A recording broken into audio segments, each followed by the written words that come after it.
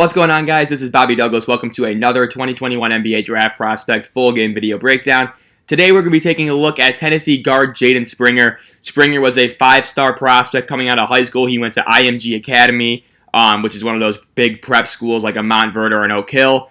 So very good pedigree coming into Tennessee. Started the season on the bench or coming off the bench, and then he kind of grew into that starting role as the season went on. Pretty impressive numbers, averaged around 12.5 points a game. On 47% shooting and 43.5% from three. Granted, that's on a small sample, but still, the numbers are pretty impressive, so I'm excited to get into his film today. The game I picked out is against Missouri, so from a little bit earlier in the season, I think the end of December, and he's going to have 13 points, 4 rebounds, 1 assist, 3 steals, and 2 turnovers in about 25 minutes. So let's get right into this game, and he's going to be number 11 in the orange, so I'm circling him right here. He's kind of guarding, I think that's Mark Smith. To start in the post. So here we go. Jaden Springer. You can see him getting that switch and just kind of communicating with that off-ball screen. Quick whistle. Get used to that in this game. Just FYI, this is very much deserving of an SEC Wasteland title, as we have watched plenty of games like that the entire season. Lots of whistles, lots of stoppages, lots of delays, lots of sloppy play. So just be ready, be prepared. But yeah, we're going to watch Jaden Springer. Big thing about Springer to me is just his defense. He's like 6'4", 204 pounds, 6'7.5" wingspan. You can see right there his offense a little bit. Not a guy with a great handle or really a good first step, I would say. But he's pretty good at posting up. Again, he's not afraid of contact. He kind of plays like a running back in a sense, where he's kind of seeking contact and he's able to bounce off of that. Right here, just posting up the smaller, I think that's Mark Smith. He just rises and fires for that mid-range jumper. Very Keon Johnson-like. We know Keon Johnson likes those turnaround free throw line jumpers. But Jaden Springer's going to get the deuce right there. And defensively, though, I think this is where he kind of really shines. Just, he's not afraid to get up into the grills of ball handlers. He's pretty aware off the ball. Has good lateral movement defensively, has good instincts, good timing. You can see him right there get that loose ball, and here he is coming down in transition. And we got, let's see what he's going to do here. Again, not much going on. I don't think his handle's that great right now. I think his shooting is a little bit concerning, even though he did hit 43.5% of his threes. That was on a small sample. I think he only took 46 threes all season. And also, it's just, actually, did he score that? Sorry, I just want to make sure he didn't score that. No, that was Keon. Oh, yeah, there we go. Keon with a little turnaround. But, yeah, low sample size. The jump shot kind of has a little bit of a hitch, and it's very long. It takes him a long time to get it off. So that's something I'm kind of a little bit worried about translating to the NBA. And I also want to see if that long-range jumper is actually, legit. Because right now I'm not sure, despite the really impressive numbers. At first glance, you're looking at him, and you're just kind of like, whoa, Jaden Springer, he must be a really good scorer, right? That's not necessarily the case, I'd say, as we get a timeout here. And we got all this stuff. Again, Wasteland game, lots of stoppages. And here we go. But, yeah, you look at the numbers, and you would probably be... The numbers are a little bit better than I think the eye test is. The eye test shows kind of this, slower-paced guard, not really comfortable running an offense, even though he does have some passing vision that we'll see later in this game as it goes on. But reminds me a little bit of an Avery Bradley type, maybe like a Malcolm Brogdon, but not as point guard leaning, But just kind of like an interesting prospect. Not somebody who's going to blow you by or blow you away with his speed. But it is interesting, though. I think he plays a lot faster on the defensive end than the offensive end, which I think is interesting. But yeah, it's just kind of an interesting little read. He's definitely a guy where, right there, a good contest on that three-point shot.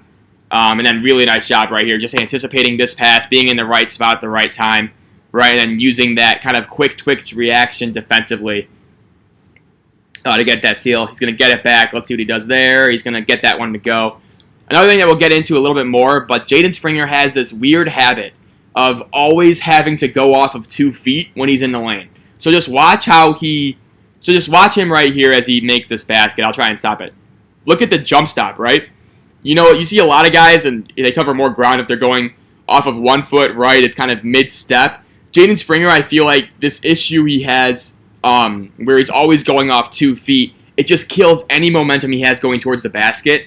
And so a lot of times what happens is that he'll stop all of his momentum, and then the shot will be short, or it gets blocked a lot because he's not a super good vertical athlete. And so I think he needs to be a little bit more crafty and unpredictable in his finishing ability, because right now it's basically all off of 2 feet, all off of jump stops, and I think it really just kind of hinders his overall scoring package. That's just one of the more interesting kind of phenomenons, I think, of these NBA draft prospects this year, because it's not something you really see a whole lot. Just kind of like it's a unique issue to have. So yeah, it's just kind of interesting to note that, because every single time, basically, it will be off of 2 feet. And again, I just think it kills all of his momentum. There are times and places for those jump stop finishes, but it's just every single time. As we see, I think that's EJ Anosike. Can't get that one to go. Yves Pons is going to get the offensive rebound to go there, too. So yeah, that's what I mean, where like offensively, it's kind of like, it's interesting because he's not super explosive offensively compared to how good he is defensively. Right there, really nice job sliding over, and then just watch the angle he takes here too.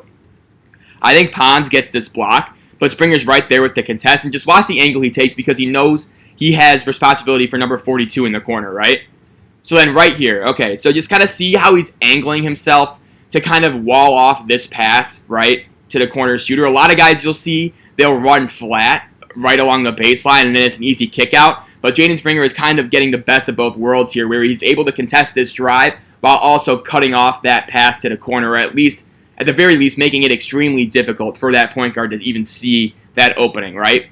The result of it is it's kind of like a tag team block with Pons and Springer, but just that's the type of defensive intelligence you're going to get with Jaden Springer. Again, that's where I think he shines the brightest. Offensively, it's still kind of coming along for him. But defensively, I think he's like already going to contribute in the NBA, and that's why I say kind of like an Avery Bradley type, where he kind of struggled offensively at times, but defensively, you always knew he was going to bring it, at least before he kind of got injured and old. Jaden Springer's also around like I think 2 or 3 inches taller than him, so. But in terms of like overall role you're going to play, I think Jaden Springer's right around in that type of area, right? Right here, just a really nice job moving his feet. He's going to end up drawing this charge call, forcing, I think this is Drew Smith.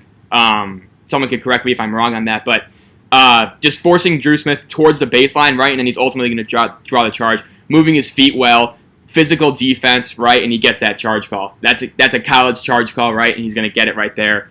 Those are types of plays you're always going to get Jaden Springer, see Jaden Springer making, and so that's just definitely a great example right there. We got, Tennessee ball, and you see this game was actually, it's actually kind of funny. I'll tell you this, my experience with this Tennessee game, because it's really funny, or not funny, it's just kind of was like, it's one of those games where I like remember watching it vividly because it had a pretty profound impact on my overall just like view of the college basketball season. Right here, he's coming off this screen. It's going to be called an illegal screen. Not really much he can do here. But again, you can see right here, like the little 2-foot jumper, right? God forbid he take a floater here. Always going to be off 2 feet, right? And he's short. Granted, it doesn't count. But he's out for like a minute of YouTube time right here, so I'll skip ahead to 16-16. So yeah, right here. But, so I was watching this game, right, and this is like first month of the college basketball season. Tennessee, you can see obviously right here is undefeated, so is Missouri, right? And Tennessee is going to beat the brakes off of Missouri in this game. Obviously, Missouri ends up as like a 9 seed in the NCAA tournament, but we didn't know that back then, right? Tennessee, I'm watching this game and I'm just like, oh my god, their defense is phenomenal. Everything's right there. We see Jaden Springer with this really nice pass, and again, he does show kind of like that ability to be like an off-ball, passer. He's not going to be a guy that really hinders your team in that regard, obviously. But right here, really nice kick-out pass to Vescovi for the open 3. But, this game was like a big deal early in the season, right? Even though it was between an eventual 5 and 9 seed. Yeah, whatever, right? But 2 top 12 teams right here. And so I'm watching this game and I'm thinking, like, Tennessee's really fucking good, right? You can see Jaden Springer on the ball right here. Right there, he did give pretty good effort. Like, right here, you can see he's playing pretty far up on the perimeter, not really giving Xavier, what's his last name, Pinson, a lot of room to work with, but he's just kind of running into Fulkerson here, so Pinson's going to get the layup. We got, looks like a loose ball out of bounds. That's definitely out of bounds, right? Yeah. But, So anyway, like Tennessee, I'm thinking like, oh my God, this team looks so good. And so this was right around when I was making my Gonzaga video, like the video like, can anybody beat Gonzaga, right? And I had two teams. I think I had Baylor in there as a team that could beat them, and then Michigan, right?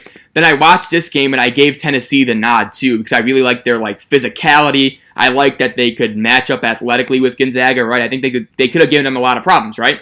And so Tennessee was kind of a late ad, and I just think it's funny how far they fell. I didn't realize how putrid Tennessee's offense was going to be the entire rest of the season, because it was a disaster, people. I have never seen a more frustrating team to watch, given all the talent they had, like all the experience coming back. This team just would go on these droughts that would last for like 7 or 8 minutes, and constantly I would always be telling myself, like, this is the game they're going to get it. So I ended up throwing tons of money on Tennessee every single game, thinking this was going to be the game to get it, right? Because I knew, based on the video I made back in December about Gonzaga, I was just like, you know what, Tennessee's going to be really good. They're going to figure it out. And they never did. And it was just a really frustrating team all year, I was just like, oh my God, Tennessee, can you guys figure it out? And they never did. I talked about it a little bit in the Keon Johnson video, but like, this was the game specifically. That's why I kind of told that elongated story. This was the game that kind of sold me on Tennessee early, right? Because it was like a big top 12 game. They were on the road. Granted, no fans, but it's always kind of difficult playing on the road. Both teams are undefeated, and Tennessee is just stifling Missouri defensively, right? And yeah, that's why you don't make decisions on college basketball based on December basketball. Whatever, lesson learned, this Tennessee team ended up being massively underwhelming, and same thing for Missouri, so whatever. Win some, lose some. But yeah, this Tennessee team, just so disappointing. Never again, Bobby, never again. We got Jaden Springer in the left corner. He's going to come off this little, pin down DHO action. Fulkerson can't get him the ball. And we got Fulkerson in the post. Springer kind of playing on that weak side wing. And we got a turnover on, looks like Tennessee. And here we go. But I'm trying to think where I had Springer. Excuse me, my mock draft. I think I had him going 20th to Atlanta. I think that would be an awesome fit for him. Just because, he could help out Trae Young defensively. Kind of be like a somewhat of a perimeter, force on the defensive end. And, he obviously doesn't really have to create a whole lot for his offense, because Trae Young's going to have the ball 90% of the time anyway for Atlanta. So I think kind of a situation where he could go into and succeed is like a one where, he's relied upon to play very solid perimeter defense, which is something that I think he can do really well. Right here, you could see him just kind of like the overall lack of a bag, to say it, as I think all the people say, he doesn't have a bag anymore, right? Or like, that's kind of like what they say when somebody doesn't really have a lot of dribble moves, right? And I think Jaden Springer kind of falls into that category for like being his size. You'd like to see him be a little bit more creative with the ball in his hands. He just isn't. He doesn't have that bag, right? And so right here, you're going to see him. He's on, I think, this is Jeremiah Tillman or something. It's a big guy for Missouri, right? You can see he goes to that spin move. Again, he's going off of 2 feet. That just kills his upward momentum. And for a guy that's not super explosive vertically in the first place, that's just going to be an absolute nightmare. And he gets that shot blocked, right? So he just kind of struggles in terms of like creating space, both horizontally and vertically, right?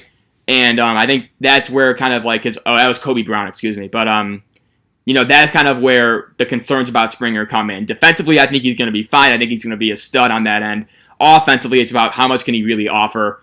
So yeah, like right now, I kind of see him as like, again, the Avery Bradley type kind of pops into my mind. Just from like a role perspective. Obviously, they have different physical measurements. But just kind of like what I see Jaden Springer doing in the NBA, it's kind of similar to what Avery Bradley can do. Somebody who can knock down a three off the catch, right? Give you very solid perimeter defense. And you know what? In the NBA, that's enough to get you on the floor for big time minutes, right? And so like right now, I probably have him in that, I want to say like maybe like 17 to 24 range, I would say. Just kind of around there.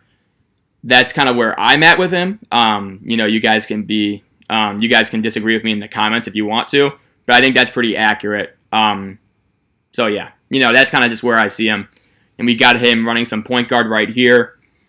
And again, just a deflection. Didn't really have a good handle on that pass to start. wanted to post up Pons, but right into the hands of Mark Smith. Still going to be Tennessee ball, though. You got Springer inbounding, and then he's going to post up. This is something that I think he did show a comfort in doing because he's so strong and built that he can post up these smaller guards. Again, I'm not sure how often that's going to be the case, just because in the NBA there's usually going to be a big man lurking and help, right? Kind of making it difficult for these smaller guards to post up. But in terms of just kind of like bullying people around the basket, I think Springer does that very well. I think he has potential as a rebounder, even though he only averaged like 3.5 a game. I think, he's a very strong rebounder just because he's a strong kid in general, right? So just kind of like seeing some of the things that maybe don't show up at Tennessee, and just kind of like projecting it towards the NBA. Like, I think he could be a better rebounder in the NBA. I think he could honestly be more relied upon defensively in the NBA if you give him a few years. And then it's really just going to come down to how good offensively can he get. Is he like a secondary creator? Is he like a starter? Like, things like that. Right now, he's probably a guy that would be like coming off the bench for me, and then, just kind of providing that, again, that Avery Bradley type role, that defensive stopper combined with the being able to make a jump shot off the catch, right? Right here, I think, and again, same thing, right? So this is just another funny thing. So this is like the perfect time to bust out a Euro step, right? So Springer's running the floor hard. Again, great intensity, great hustle, all that stuff checks out fine. Just, again, watch where he's finishing. Again, off of 2 feet, right? Every single time he's finishing off of 2 feet, it just kills his momentum. And it's such a weird habit to have, and I've never really seen anything like it before. Springer's going to go to the line and shoot free throws here, where he was an 81% free throw shooter, so obviously very good. But yeah, it's just really interesting to see kind of just like the habit that he got driving. Makes that first free throw right there. We'll get a good 0 in on his form for the second one here. Let's see what we got. So I'm not sure if it'll show up on his free throw. Yeah, not really, but actually, no, it kind of does, right? So you can kind of see, I wouldn't really call, maybe it's a hitch, right? But it's just it looks like it's in his hands for like a half second too long, right? And it's just like he's kind of like releasing it on the recoil of his outstretched arms, right? So like, I'm trying to get into frame here, but like if you see me like shooting the ball, right? And I'm going up, like most people would shoot it here, right? Jaden Springer is almost shooting it down here after he's already reached his peak. It's like a really strange jump shot, and I can't really like describe it. But I just know it doesn't really look super natural. And again, you'll see his 3-point attempt in this game. He only shoots 1, but he makes it. You'll see kind of just like the elongated release off the catch that I think really needs to get quicker in the NBA. Right here, I think he offered a pretty good resistance of Drew Smith, right? And he gets called for one of those ticky-tack fouls. Not much he can really do there, but overall, I like the aggression and I like the ability to take contact defensively, to play physical, right? We saw it. If you guys watched the NBA Finals Game 4, this video is being recorded like literally right after it ended. But we saw how physical Drew Holiday was defensively, right? With Chris Paul, he actually had like 5 turnovers in this game, right? And, that's something I think Jaden Springer can provide defensively, just kind of like that really solid point of attack defender. Right there, you see him in that trap with Keon Johnson. Hey, some freshman love right here. Look at this. The 2 draft first rounders for Tennessee right here, just making Xavier Pinson's life miserable. Springer's going to get this poke from behind, and let's see what he does here. And again, like, he makes it, and it's an and 1. Great shot, whatever, great play. 2 feet. 2 feet again. 2. Just go up with 1. You know what I mean? Every single time he goes up with 2, and he's going to get fouled here. And again, he's a below-the-rim finisher as it is. Going up with 2 feet all the time doesn't help that with the momentum. Obviously, it works out there because he gets it to go and he gets fouled, right?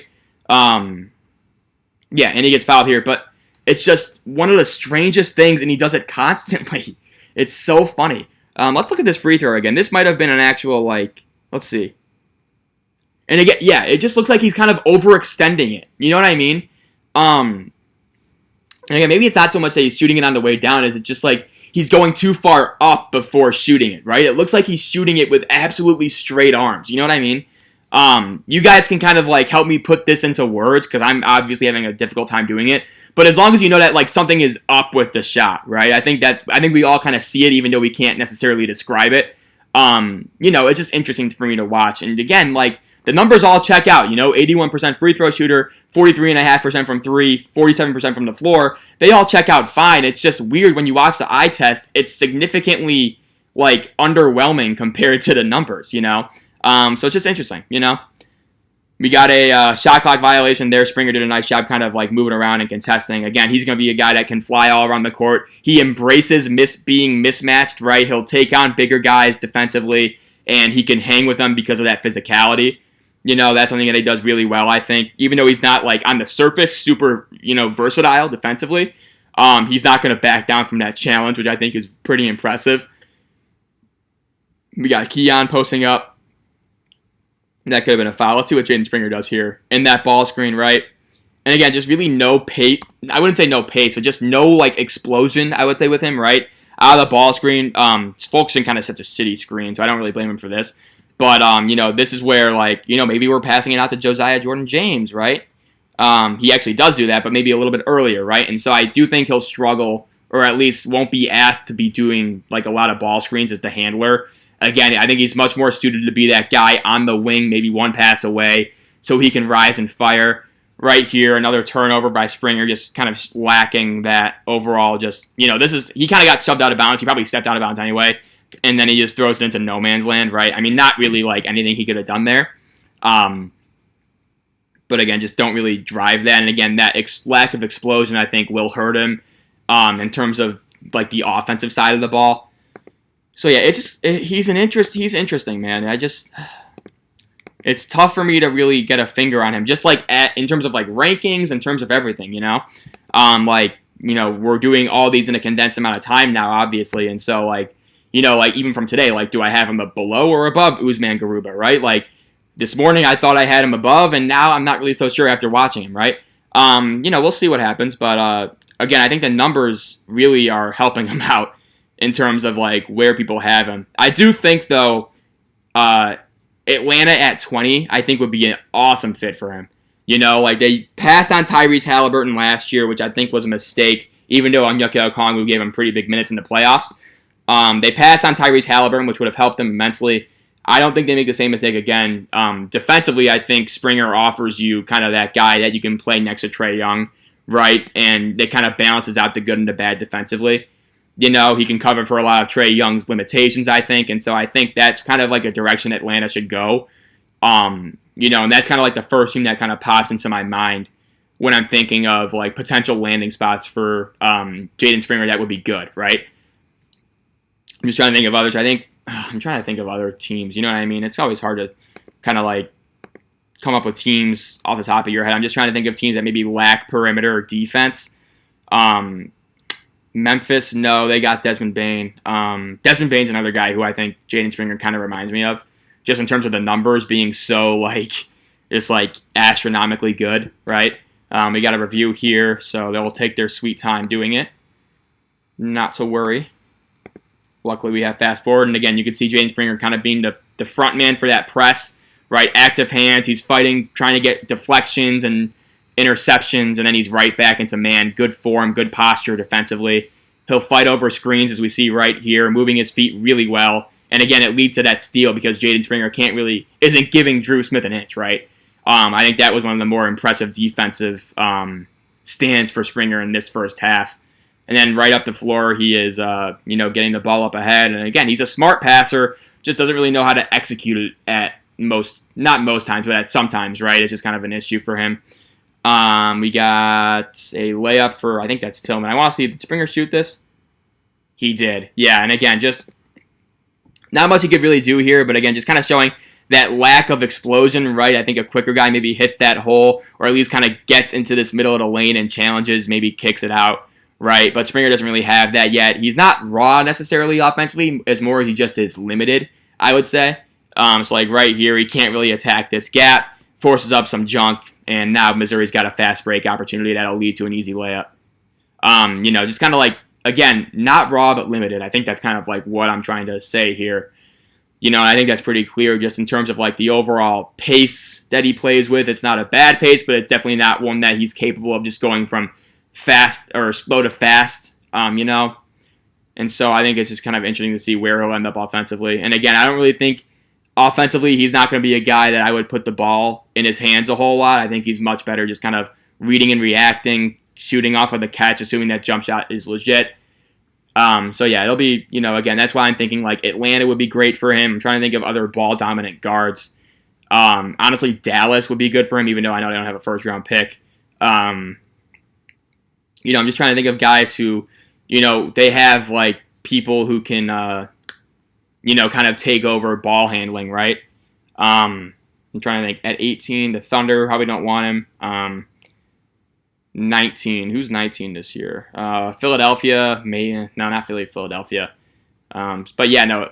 Honestly, maybe it's just harder for me to think of teams that could use him because I just know in my heart that Atlanta is where he needs to be. So I think that's just kind of funny.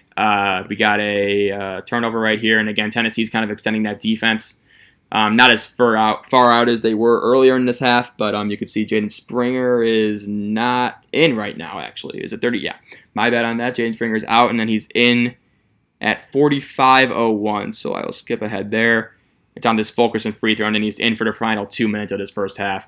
You could see him kind of just, just that dead sprint, and I love this too, right? And it's weird because, like, again, defensively, it's like he's a different player. You know what I mean? Just in terms of his, like, speed with, you know what I mean? Just watch him, like, kind of, like, get out into a dead sprint and then just stop on a dime, right? And he can't even, and Drew Smith can't go anywhere, right? And again, he just has that rock-solid defensive mindset where it's like, nobody can really get by me. Like, if you want to run into me, that's fine, but I'm built like a brick wall. So, like, it's going to be an issue for you rather than me. And again, I just think he's super just dependable, reliable, solid defensively, and that's what's going to get him on the floor probably for his entire NBA career. I think that's kind of the main selling point for me with Jaden Springer. And again, he's not super flashy defensively, right, as much as he is solid. Who were we talking about that with? I think maybe, was it Garuba? It might have been Garuba. No, Garuba, it wasn't Garuba. Maybe it was someone earlier, but maybe Jared Butler. No, it wasn't him. But regardless, he's not as flashy as he is solid offensively. And so when you get a guy like him that isn't going to make mistakes, is going to catch every rotation, he's not afraid to, switch on the bigger guys and compete, that's a guy that is welcome in any locker room and will get playing time anywhere he goes, especially as he gets stronger and more defined, you know what I mean? As everybody in the NBA seems to do. So, it'll just be, again, a guy that I probably don't really see as like a super high ceiling or upside. We'll see it right here. Again, just kind of hesitant with the ball.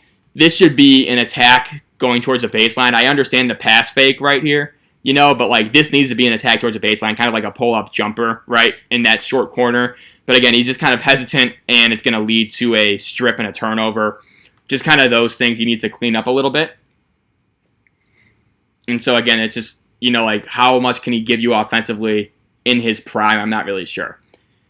But defensively, he's going to be a great player. So Avery Bradley kind of screams, like that kind of sticks out to me as like a comparison. Obviously I'm not actually, no, I kind of like doing comparisons just for like funsies, you know what I mean? I understand they're not like a perfect science by any stretch, and a lot of guys don't really have great comparisons, right? But, I think, there are certain players that you can kind of see are just kind of, similar to other guys that you've seen in the past. Obviously, my scope in terms of like giving player comparisons is pretty limited. I've only been watching basketball seriously since like 2011, so like 10 years, right? So my memory can't really go back to like the 03s and the 04s. So like I see a comparison to like, I don't know, I think Lamar Odom's a really popular one just because he was kind of like a combo forward, right? And I'm just like, okay, yeah, sure, Lamar Odom. Like, I didn't see him play when he was in his prime, right? So just guys like that, it's just kind of hard for me. But, Avery Bradley, that's the guy I kind of see with Jaden Springer. We got 10.7 seconds left in this first half. We got free throws for Xavier Pinson. And here comes, we got a timeout. Jeez. Okay, a timeout for Tennessee. They tried to do that in the tournament. Remember that? I don't know if you guys remember that, but in the 2019 tournament against Purdue, there was like 3 seconds left in the game, right? It was a tie game, going to go to overtime. Rick Barnes, instead of trying to get a shot with like at half court, right, or trying to launch it on the floor, he tries to have his inbounder throw a dart to like the short corner right above half court, so that way they can call a timeout and then set up a play. It obviously didn't work, and they ended up losing the game to Purdue. But I just thought that was interesting, and then we kind of saw something similar right there.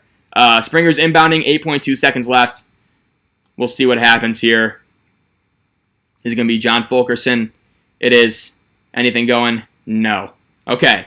So that's the first half video. Up by 13 Tennessee is. So, I thought we saw a lot of good things defensively from Springer. We obviously saw him kind of like, in his offensive, just kind of like seeing what he does on that end of the floor as well with like the 2 foot, what do you call it? The 2 foot takeoffs that he loves, right? Kind of that's the overall lack of creation skills right now. But yeah, I think we got a pretty good idea of who he is as a player. Make sure you guys come back for part 2. And yeah, we'll see you then. And yeah, thanks so much for watching. And I look forward to doing more videos soon. So thanks so much. Have a great night. Bye.